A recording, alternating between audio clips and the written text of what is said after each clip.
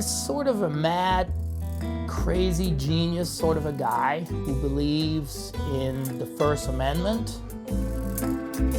Mark is very brilliant individual. I believe I heard a story about how he redid a computer system when he was in 6th grade. He has an opinion. He doesn't hide his feelings.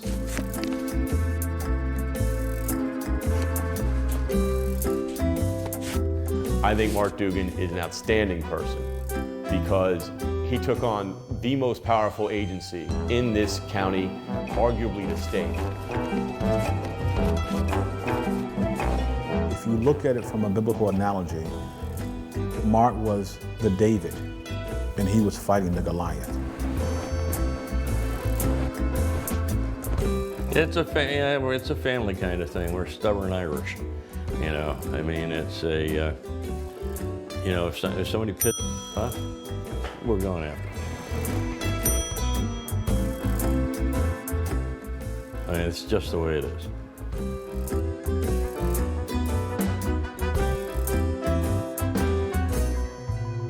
Because Mark spoke out against corruption on his shift. When I didn't like Mark Dugan very much, absolutely. Have there been times when I really thought he was a great guy? Absolutely.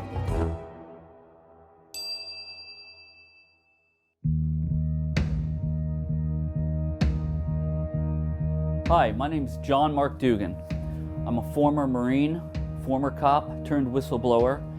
After my home was raided by American intelligence agencies, I snuck out of the United States into Russia, where I obtained political asylum. Today, I'm still wanted by the American federal government. A man they know as Bad Wolf.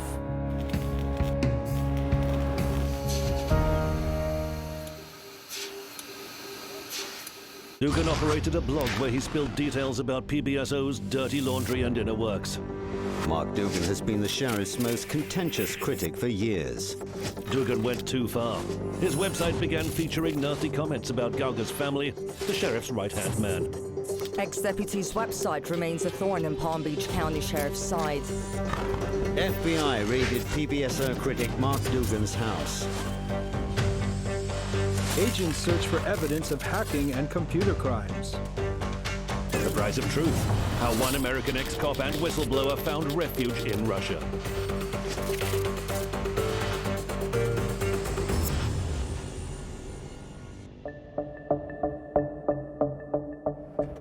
Subway 4126549 Mike. 1977 College Drive, 1977 College Drive. TBCC, Foxtrot 175, Charlie Hotel. I went into police work in 2002. I was bored, actually. I had been in the Marine Corps before that.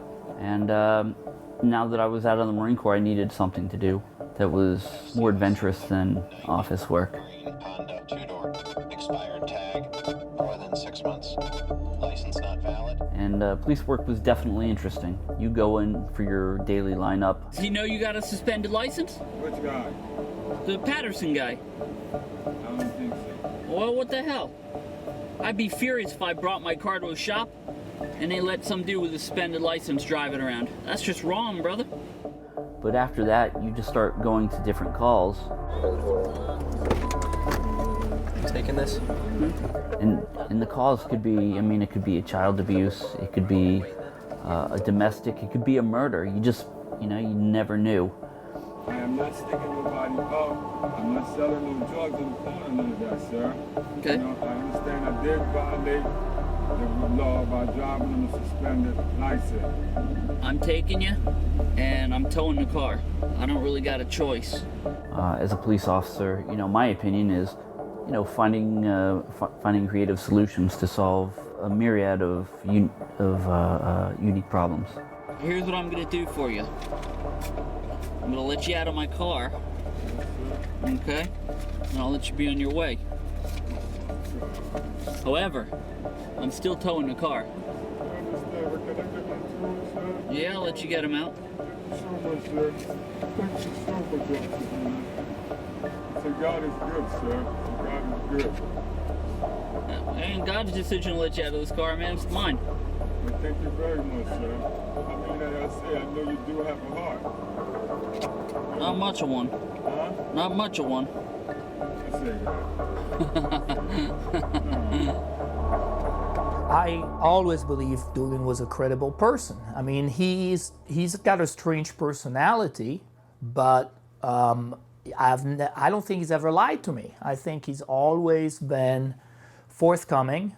He's always answered the questions that I was asking him, and I think that he was mostly right in his battles against law enforcement.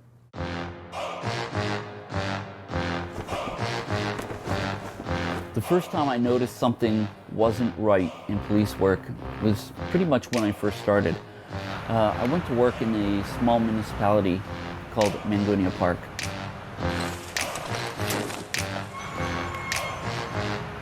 So in the video that you see, I was assigned to the DEA, which is our drug enforcement agency. One of my jobs was to conduct surveillance on the drug dealers, figuring out who they were selling narcotics to, and you know, making sure that the other people knew exactly what they were buying. And of course, I would wear a ghillie suit, and I would be in the bushes, you know. We're gonna try something new here. 40 yards away, just right across the street. Blue pants. Dope to carry. After a while, you kind of get to know all the drug dealers, who they are. Yeah, sons of mayor, sons of other council people, nephews, nieces. It's like an entire criminal organization. The corruption in Palm Beach County is not something that you can smell or touch or anything like that. It's more sort of subtle, you know. It's a nod and a wink. The expectations of the police chief were that we shouldn't be arresting these people. We should let them deal their drugs, and we should park in the parking lots just to make sure that no rival drug gangs would come by and shoot them. It was very bizarre. I had requested a transfer to follow one of my friends out to the city of Belglade, which is a really, really crime-ridden part of Palm Beach County. It's a tough neighborhood. There's a lot of drugs. They're mostly minorities. It's hard to work there, and they assigned him there because he was a good guy. He could get things done.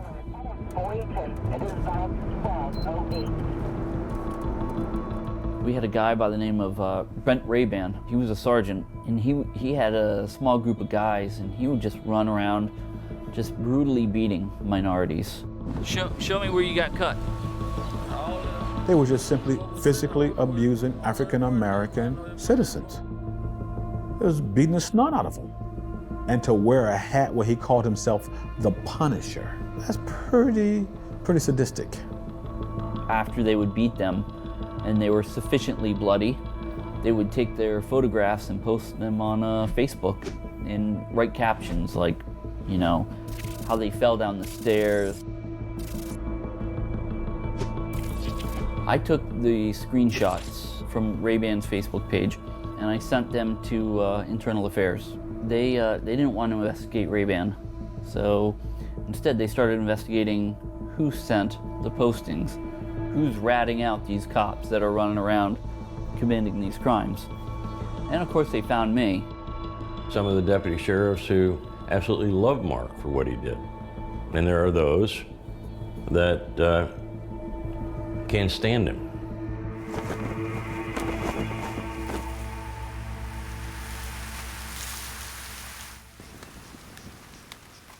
So I have two children. There's Kelton, he's my 8-year-old son, and my daughter, she's 10 years old. Aurelia is a really great gymnast.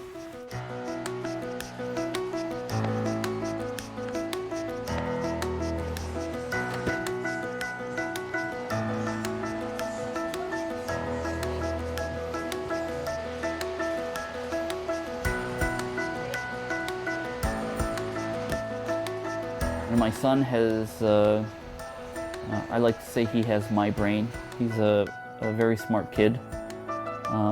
Not saying that I'm very smart, but you know, maybe a little bit. But he's really incredibly smart. He does my daughter's homework. That's how smart he is. And they're just really wonderful kids. I miss them so much.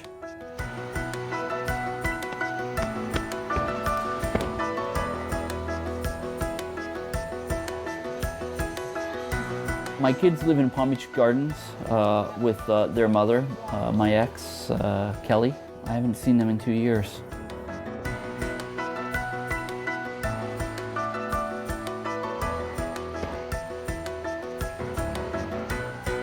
I think about it all the time. I haven't seen my kids in 2 years, you know? It's like I'm missing their entire life. And they're missing growing up with their dad. The hardest thing for Mark when he left was, you know, leaving his family, leaving his children. That broke his heart.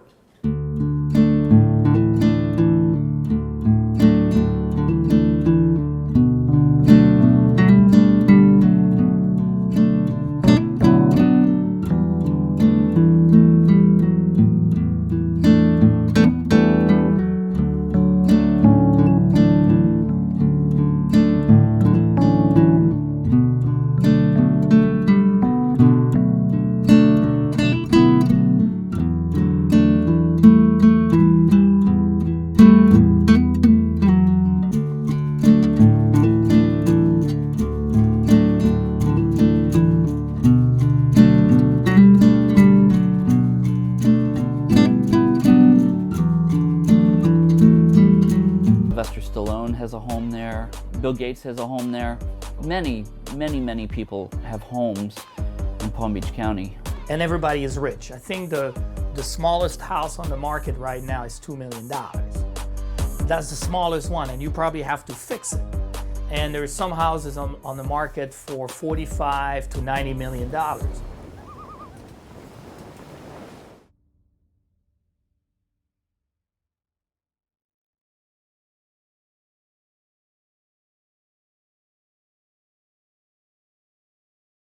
You look at the sheriff's office has a $500 million budget.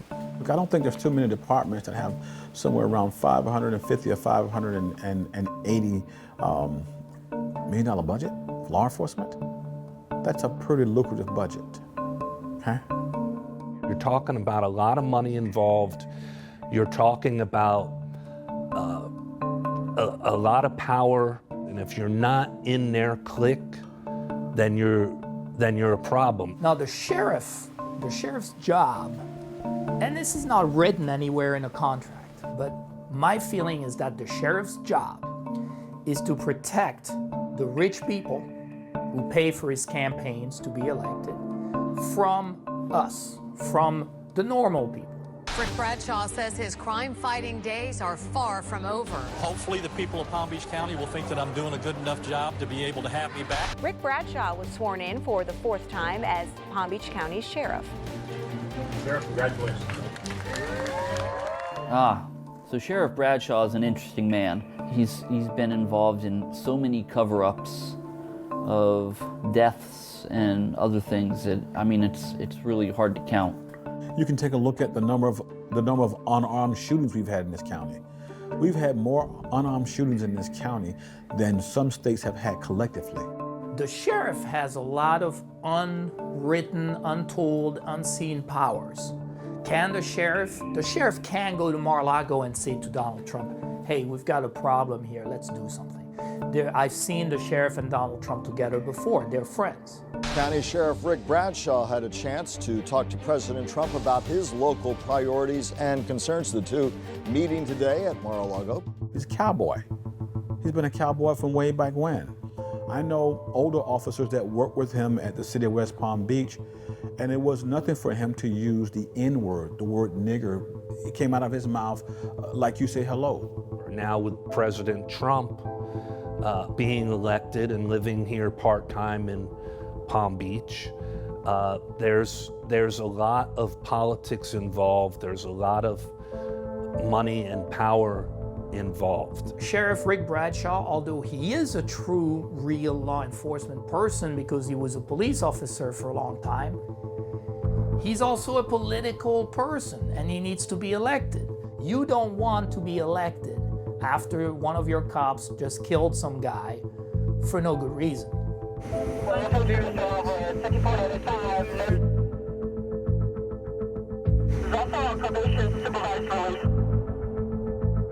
September 13th at 8160 West McNabb Road, and your wish come true with unlimited plans and. The video was horrifying. It was really, I've only seen a couple other videos in my life were that brutal as far as cops and suspects. That's definitely in the top 5. Well, my name Dontrell. First name Dontrell, last name Stevens. Pretty much everybody see me over the news and stuff, and I'm 24. It's an extremely emotional time for him, as I'm sure you can just begin to imagine. Well, my life was kind of better than, how it is now. I wish, I had the strength to walk again, be able to complete a lot of more things in my life. And the kid was not a threat. Anytime somebody is moving away from you, they're not a threat. If he's unarmed, how much of a threat is he? Now, if you and me shoot some guy in the back, we'll probably get arrested. You can't shoot people in the back because they're fleeing. You got to shoot them from the front, so at least turn the person before you shoot. Your wish come true with unlimited plans and no annual contracts. That's something like that story of something like I don't want to talk about, explain about. It's just because it's something that's, gets left me traumatized about that situation. So I don't really talk about that situation. All you have to do as a cop is say, I thought he was reaching for something in his waistband. So all you have to say, and you're free from prosecution. The sheriff shows up, oh, this is a good shooting. Dontrell Stevens is a drug dealer, bum, bum, bum. Who cares if he's a drug dealer? It doesn't matter. I will kill you.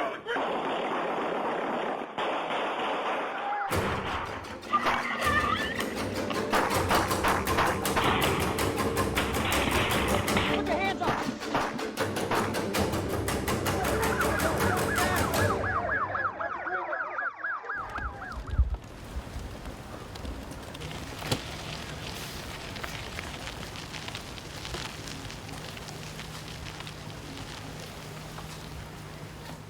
I decided to get out of police work because, it just wasn't what I expected.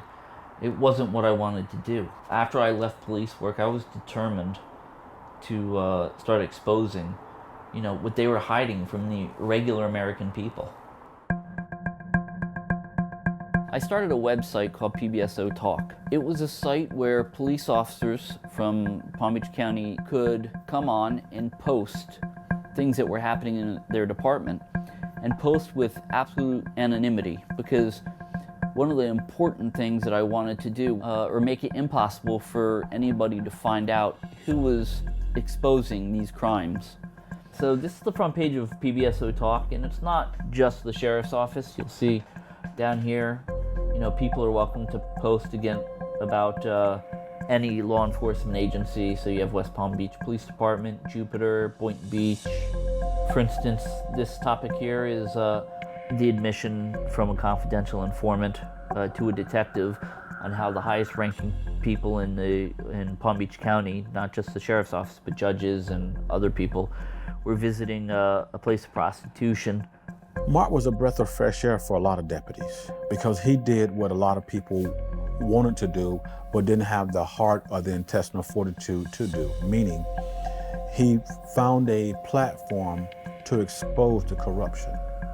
If you look at it from a biblical analogy, Mark was the David, and he was fighting the Goliath. Would I have done what he did? No, but I also don't see anything wrong with people trying to let other people know the truth. You understand what I mean? And we all know that when you fight the powers that be and you get rid of some of their, you know, some of the veil that covers up their actions, they get a little pissed off. And I said, son, you keep taunting these guys, they've got a $500 million budget. They're gonna squash you like a bug. You know, I wish you'd stop. And then he said, Dad, I'm not gonna stop. I believe in what I'm doing. And I was like, okay, you know, it's your funeral, buddy. So in 2012, I get a call from a bartender.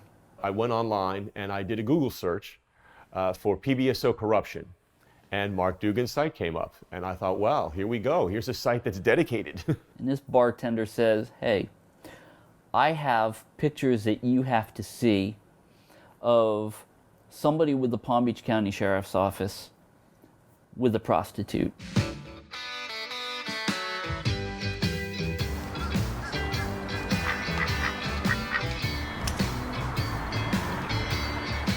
My name is Gino Vincent DeFonso, and my connection to the golf party back in 2005 is that I was a bartender and photographer during the tournament.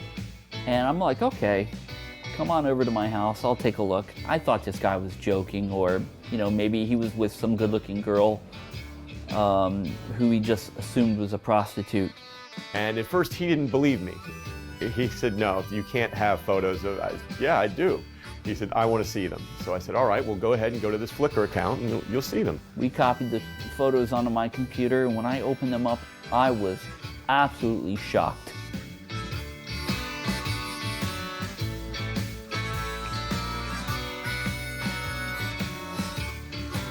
And he looked and he said, oh my God, do you know who this is? Do you know? I said, yeah, I know who it is. He said, it wasn't just any person with the sheriff's office.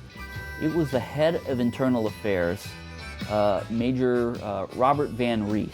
He wasn't with just some random woman. He was with a totally stark, naked woman in the middle of a golf course. yes, all those people were from law enforcement. They're groping this woman in the middle of a golf course, surrounded by houses. I mean, it was just, to think that anybody would actually let their photos be taken. In between the photographs, she's snorting cocaine in front of everybody on the golf course. And I'm just like, geez. And he's like, yeah. But this wasn't just a cop. This was the guy that determines morality. And in fact, the boy who was 17 at the time, he is now a PBSO deputy. He became a PBSO deputy shortly afterwards, so. He didn't get in any trouble. None. The sheriff swept it under the rug, said, well, you know, what these people do if they're not on sheriff's office time is their own business.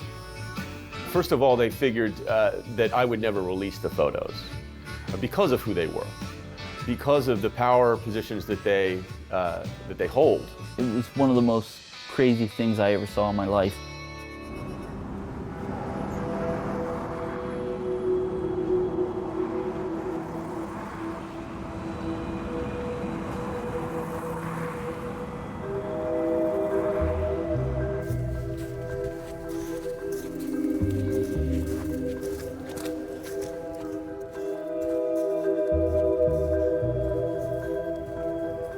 God, I was a mess when I got here.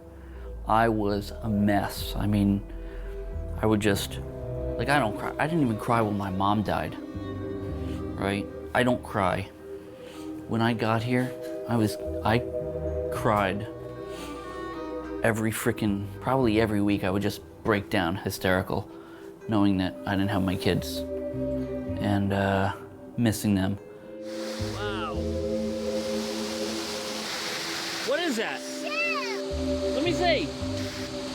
Whoa, it's a gem. What's that over there?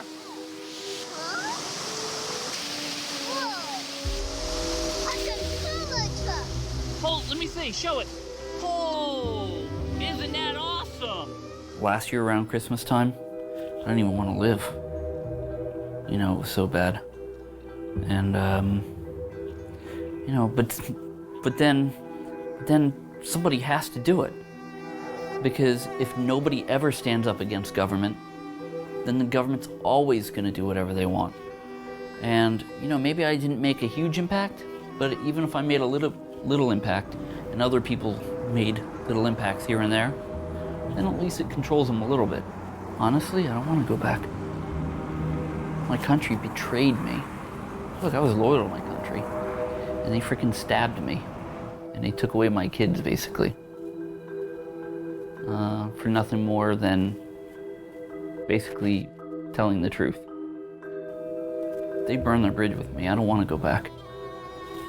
I would go back to see my children, but I don't want to. I have no desire to go back there to live.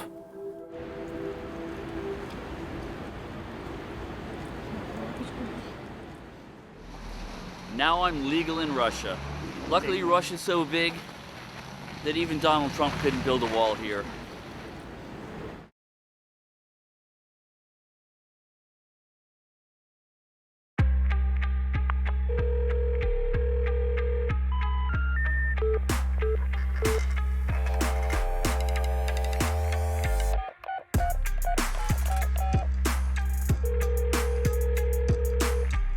Sheriff's office, may I help you? The senior Palm Beach County police officer did not consent to this telephone conversation being broadcast. His side of the dialogue is summarized here. The PBSO deputy claims that Dugan constantly tells lies. He also asserts that Dugan himself is to blame for having to leave his family because of what he has done. The sheriff's office denies any responsibility for Dugan's enforced departure. Michael Gauger is the chief deputy of the Palm Beach County Sheriff's Office. He's been working for the Palm Beach County Sheriff's Office since, I think, the 1970s. I mean, a really long time. Gauger is actually very knowledgeable when it comes to police. Gauger is not some dumb guy. He's very well educated. He probably should be the sheriff at the end of the day. And he's kind of created the entire culture of what I call the culture of corruption at the sheriff's office. I found Mike Gauger is who ultimately pushed me out of police work. I've spoke to Mike Gauger. Unfortunately, I think Mike thinks he's been attacked by Mark, and maybe rightfully so. Do you mean the pictures where the sheriff and chief deputy are depicted as Nazi leaders? The officer replied that those pictures were a very minor transgression, referring instead to pornographic images that he claimed Dugan had doctored to include senior officers' faces. Some of the, I'm sorry, I have to, some of the photos of, Bradshaw bending over the chief and vice versa in village gear attire. I'm sorry, it's funny, but it's not so funny. His sense of humor, he's very witty. He's a prankster as well. I wouldn't have posted on there, and I didn't like. I thought they were somewhat juvenile, childish. It takes attention away from the real corrupt activity, and it makes the chief look too much like a victim. The senior deputy claims that John Dugan frequently posts pictures online and then denies doing so. The photo was posted on my website. I'm not the originator of that photograph, but I kept it on the site at the top. And I kept it on because Bradshaw is Hitler and Gauger is Mussolini is very representative of who they are. Was Dugan responsible for those posts? I don't know. There is no way to know. I always posted under me. And when I'd call Bradshaw or Gauger crooked, I'd make sure that it came from my account. But how do you know that it was he and not somebody else? Because the senior officer is quite certain that after 6 years of experiencing what he calls harassment, he's able to recognize Dugan's writing style. Don't forget that the sheriff and Gauger, with all of their heirs, are nothing more than employees of the people. And now we need to not make fun of them. They're laughable guys. You know, they're laughable. Thank you, sir. So we were trying to ask him for an interview, but he refused.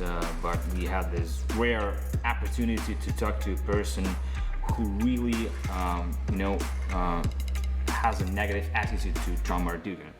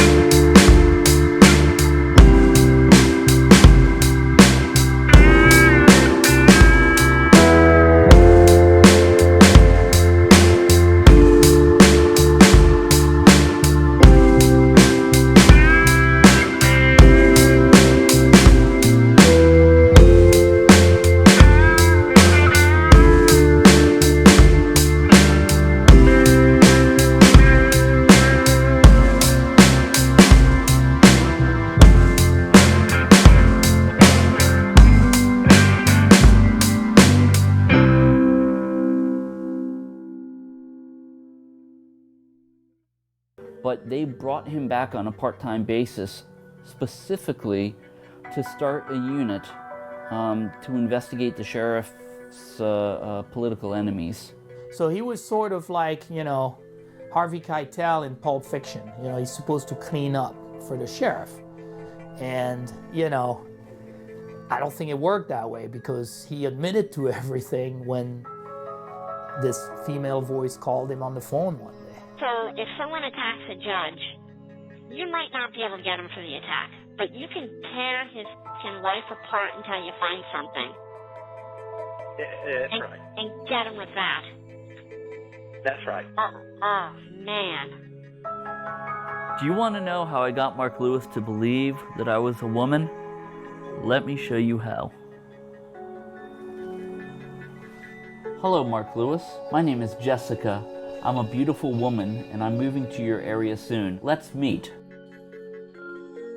Hello, Mark Lewis. My name is Jessica. I'm a beautiful woman, and I'm moving to your area soon. Let's meet.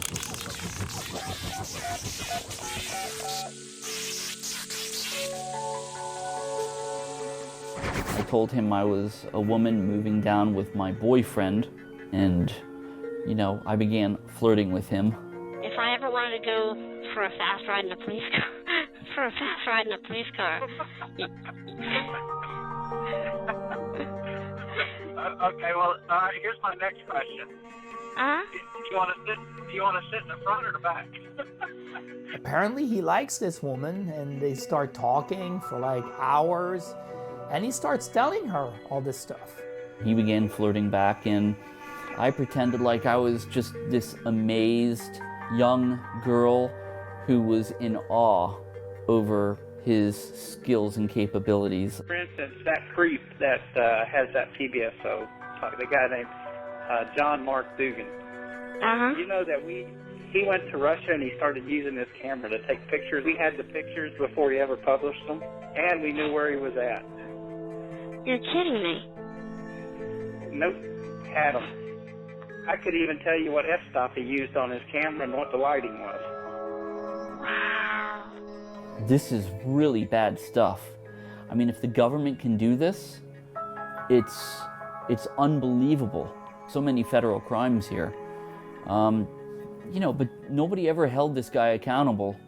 It's weird that we have a journalist from a Russian news media outlet that's more interested in this than our own people here. You know, it was very entertaining. It was exactly what I said from the start, is that the sheriff has a political machine that is designed to keep him. Finally, the officer is adamant that he himself has not heard the 30-second recording. Even so, he's certain that Lewis would have been well aware that he was talking to John Dugan and not to a woman. For that reason, he deliberately talked trash.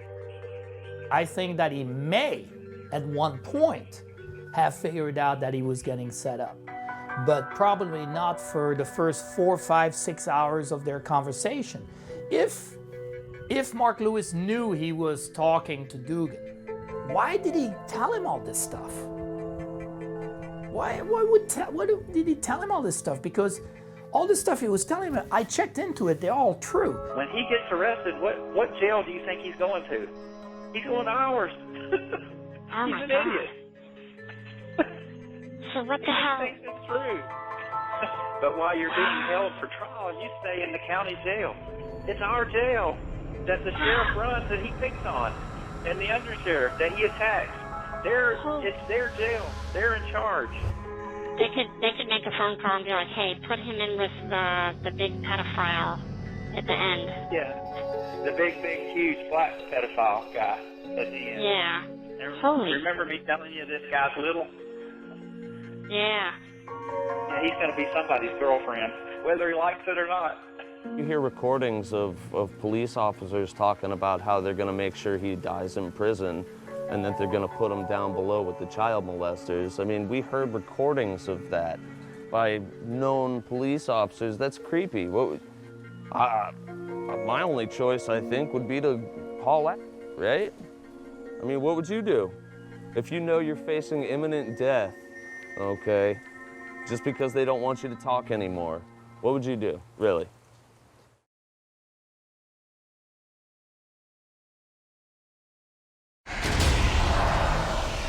When my house was raided by the FBI, I realized it was time to flee the country. My kids had just went off to school. When I walked into the front door, I noticed that there was a black Ford pickup truck parked in front of my house. I figured something was up, so I went back in and I put on the t-shirt and I walked out. And halfway to the truck, the door opened, and it was a guy clad in a black vest who jumps out with his gun. And I had people jumping out of the bushes and coming from behind the house, just swarming me in all directions, saying, on the ground, right? And they brought me to the back of an FBI vehicle. I received a phone call. It said, Mr. Dugan. I said, yes. They said, this is Agent so-and-so of the FBI. And we're here at your son's house, Mark, and we need you to come and pick him up. I'm just like, okay, yeah, you know, we'll set up a meeting. I'll tell you whatever you want to know, blah, blah, blah. And they let me out of the handcuffs and they told me to leave while they searched my house. I jumped in the car, ran up there, and there were police cars all over the place. FBI, sheriff's office. The FBI said they had 45 people go through their apartment. So my dad came pick me up, and an FBI vehicle followed us towards my dad's house. I just knew that I had to leave. I didn't have a choice. It was crazy. He was terrified. He said, "They'll kill me if they catch me." He asked me if I would see about trying to get his passport back. They could have very well have said, no, we are not giving the passport back, and that would have been the end of it. However, they gave it back to me. Then I heard Mark was over in Russia. I decided I needed a new way to escape. And I went to my attorney's place, and I gave him a package to send to my children, because I didn't know what was going to happen to me, to be honest with you. In the package was a letter and a new tablet that I had gotten, because, you know, the FBI, they took everything. They took my tablet, they took every computer that was in my home. You know, so my kids didn't have any way to do homework, so I bought them a tablet as a gift. Sorry that I had to leave, and then I miss them so much. Yeah.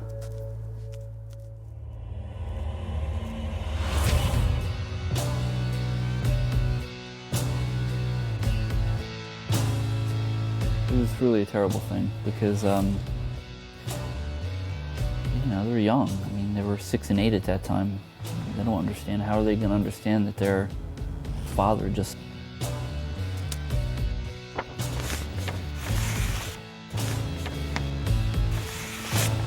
up and leaves them? Their father that they see every morning, that loves them so much.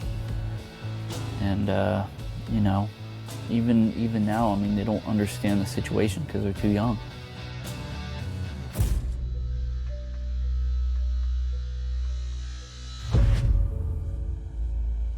The last day I saw my children, I took Aurelia into the bedroom and we took a little nap together, and I gave her a hug, and she was laying there. She knew something was wrong. And I said, honey, I've got to go, and I'm not going to be able to come back here. And it might be a very long time before I can see you again. And we just sat there, curled up on the bed, crying. You know, both of us. You know, I was looking at 35 years in jail if I didn't get murdered first.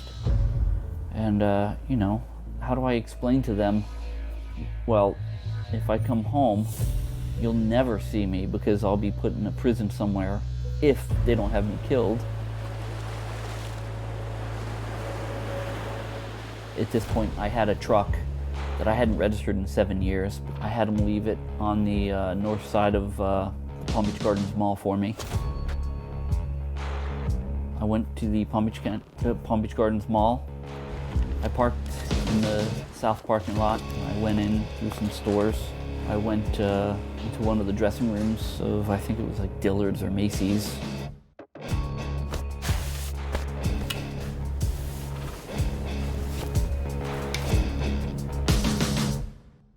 I took a different way out the mall and into the truck that was parked there waiting for me, and just started to drive north towards the Canadian border.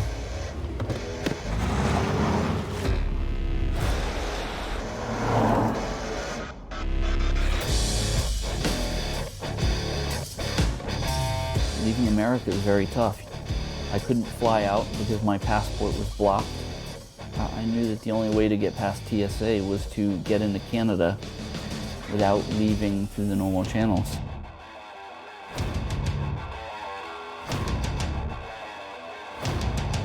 I called around to different places that rent airplanes, and I found a guy with a Cessna 172 who was willing to fly me around. I told him I was writing a book on plate tectonics and that I just had to fly over Canadian territory to photograph some GPS coordinates for the book, and then we would land in the United States again. And that doesn't require any clearance from the TSA. And as soon as I got over certain GPS coordinates, which I knew that there was a small airstrip, I would fake a medical emergency. It was a heart attack. We landed. I jumped out of the airplane. I grabbed my bag. I threw the guy some cash, and I took off. I went into the closest town. I took a bus to Toronto. From Toronto, I took an airplane.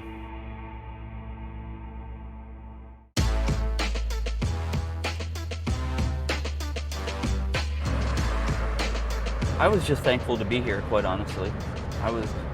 I landed in Russia, and I was like, what a relief off my shoulders to know that, I was at least going to be safe here. Здравствуйте. I see you're screwing me up now. 95, пожалуйста. Здравствуйте. 95 on 8. So I probably landed with $600 or $700. And, at that point I wasn't even thinking about work or where I was going to get money. I just knew that when I got here, I'd be okay. I've never felt unsafe in Russia, actually. For me personally, being in Russia feels safer than being in most safe cities in the United States. We're going to the factory where my tables are manufactured in Solitchnogorsk. I've just started a company called Bad Wolf. My company builds computer tables. I design them and build them. And when I say computer tables, they are tables with computer components integrated into the tables.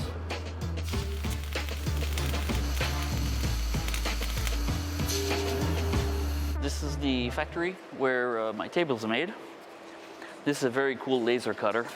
It takes this sheet and a very fine laser beam, and it cuts all around the metal. Gamers happen to love these computers. They've been used at many prestigious events for electronics here in Russia. And I've shipped a couple of them internationally too.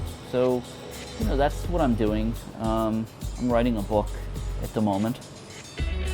If you look, this is all laser cut, and even my logo is laser cut into the metal. So if you can see this, Bad Wolf. And so these are the studs, these are the legs for it. So it just fits on like this. Well, it's hard to do. Yeah, like that, see? And it's difficult because I can't have a normal job. Like, I can't work for an American company because, once a company finds out that, I fled the United States for political asylum, they're not going to hire me. I can't really work for a Russian company because I don't speak Russian very well. So as far as finding a stable job, it's incredibly difficult. I've had people contact me, offer me ways to come back. I had one person offer me, to tell information that I might have about Russia in exchange for, amnesty back home. I'm not going to do it, Look, Russia was incredibly generous in giving me asylum here, and for me, it's my country now. That's great, Aurelia. Oh, don't hurt your ankle. Doing it on that mat in the grass, it could catch your ankle. Oh, wait, you stepped in dog poop?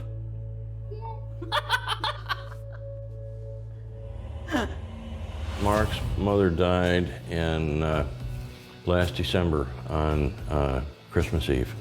When my mother died, my brother was devastated that he couldn't be here, They didn't always talk a lot, and sometimes they'd go back and forth. They fought a lot. But in the end, we're family. And because of what my government did, I wasn't able to go home and say my goodbyes. So I had to tell her goodbye over the telephone, which was difficult. And she died Christmas Eve. I had a very rare cancer called mantle cell lymphoma, which is a blood cancer. With the sickness I've got right now, I can't travel. I don't think I'll ever see my father again. He probably has maybe 10 years left, and I don't see him ever making the journey over here. Probably never see my aunt again. I lost my entire family. It's easy to say it wasn't worth it. It's very easy to say that. I don't know if that's true, because somebody's got to take a stand sometime. If nobody ever takes a stand against anything that's bad, the only place our world is going to go is to a very bad place. My family doesn't understand the decisions that I made. Sometimes I don't understand the decisions that I made. But I think what I did was the right thing. No matter if it made a difference or not. I think it has made a difference though. It's not the kind of world you want to live in. It's not the kind of world that I want to leave to my children. Would I do it over again, knowing what I've lost? I don't know if I would. But if you ask me if I think I did the right thing, yeah, I did do the right thing. Mark, I love you, man, and I can't wait to have a beer with you, all right? Hopefully sooner than later. That's it, we good?